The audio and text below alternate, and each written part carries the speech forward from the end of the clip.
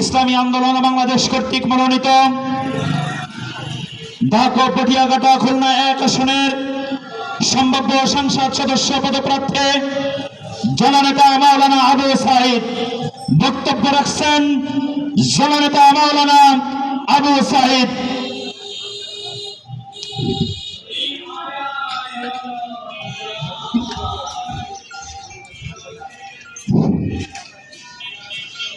বিসমিল্লাহির রহমানির রহিম।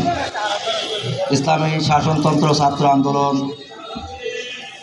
ঢাকা উপজেলা ও পৌরসভা কর্তৃক আয়োজিত আজকের এই অনুষ্ঠানের সম্মানিত সভাপতি, উপস্থিত আছেন খুলনা জেলার বারবার নির্বাচিত ইসলামী শাসনতন্ত্র ইসলামী আন্দোলনের সংগ্রামী সভাপতি জনাব আলহাজ হযরত মাওলানা আবদুল্লাহ ইমরান সাহেব, উপস্থিত আছেন ইসলামী আন্দোলন খুলনা জেলা শাখার সম্মানিত সহসভাপতি জনাব হযরত মাওলানা আলহাজ শাইখুল ইসলাম বিন হাসান, ওরা উপস্থিত আছেন ইসলামী আন্দোলন বাংলাদেশ খুলনা জেলার সংগ্রামী জয়েন্ট সেক্রেটারি সহ আরও অন্যান্য নেতৃবৃন্দ, উপস্থিত সংগ্রামী ভাইরা।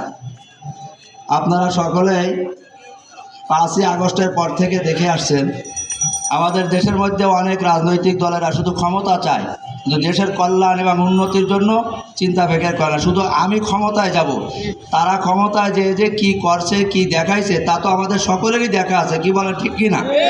5ই আগস্টে যখন সরকার পরিবর্তন হলো, সরকারের পতন হলো, তাদেরকে কিন্তু রাজপথে সে সময় পাহারাদারি করতে দেখা যায়নি, মন্দিরে পাহারা দিতে দেখা যায়নি, বরং তাদেরকে দেখা গেছে ওই 5ই আগস্টের পরে লুটপাট ভাঙচুর, কোথায় রাস্তা দখল, কোথায় বাস স্ট্যান্ড দখল, কোথায় বেবি স্ট্যান্ড দখল, এইগুলো দখলে তারা ব্যস্ত ছিল, ঠিক কিনা বলে?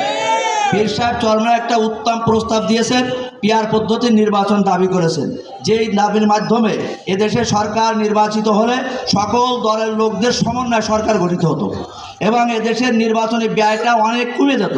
এদেশের মানুষ সবাই স্বাধীনভাবে ভোট আমানত প্রয়োগ করতে পারত, কিন্তু সেই প্রস্তাবটারও বিরোধিতা সেই দলটা করছে।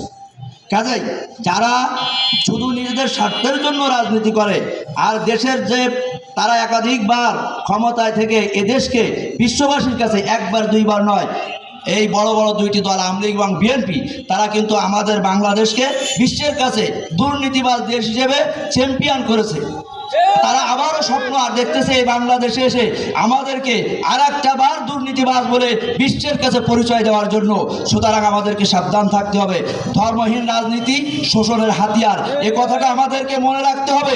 যেই রাজনীতির মধ্যে ধর্ম নাই, সেই রাজনীতির মধ্যে বৈষম্য বিরোধী কোনো ব্যবস্থা নাই, সেই রাজনীতির মধ্যে আছে দুর্নীতি, অন্যায়, জুলুম, শোষণ। সুতরাং আমরা ইসলামী আন্দোলন আপনাদেরকে আহ্বান করছি, এই সমস্ত দুর্নীতিবাজ রাজনীতি থেকে ফিরে এসে আসুন ইসলামী আন্দোলন বাংলাদেশের মাধ্যমে এদেশের ন্যায় ইনসাফ প্রতিষ্ঠা করার সংগ্রামে আমরা সকলে লিপ্ত হই। আল্লাহ আমাদের তৌফিক দান করুন।